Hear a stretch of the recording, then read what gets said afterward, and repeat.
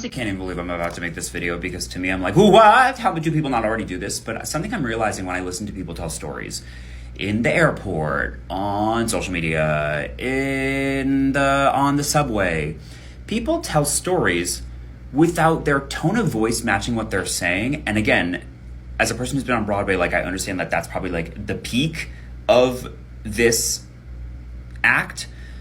I will give you an example. When you tell a story like, yeah, I was actually really excited because, when I got to the bakery, they had one cookie left, but it happened to be my favorite cookie. I don't believe you. I don't believe you that you love that cookie. So it was kind of great because when I got to the bakery, they had one cookie left, but it was my favorite.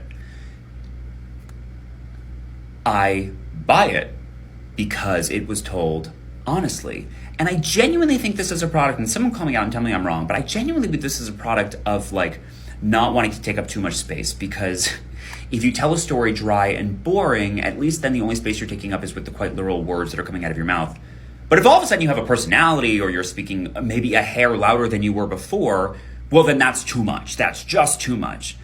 But when you tell a story and your tone of voice doesn't actually reflect what you're saying, you sound not only robotic, but then I'm like, is this the truth? Nothing about what you're communicating right now feels honest.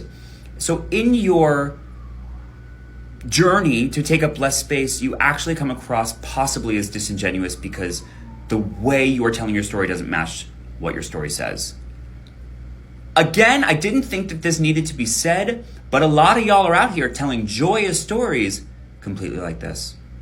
And then on the other hand, you're telling, sad stories also completely like this. And who am I to tell you exactly how to tell your stories? But I am telling you that a story that your whole body and your spirit and your soul is inside of does actually touch more people than a story that feels flaccid like a goddamn rice cake.